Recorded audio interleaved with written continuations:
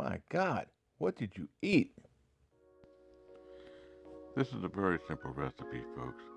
First, you want to start by browning up 1 pound of ground beef. Now, you want to slide the string cheese into the manicotti shells, place them in a 9 by 13 tray, and cover it with your favorite jar of marinara sauce. Now, you want to add your ground beef on the top, and then you want to season this. I use 1 tablespoon of Italian seasoning, some garlic powder, some salt and some pepper, season to taste. Cover it and bake it at 350 degrees for 30 minutes.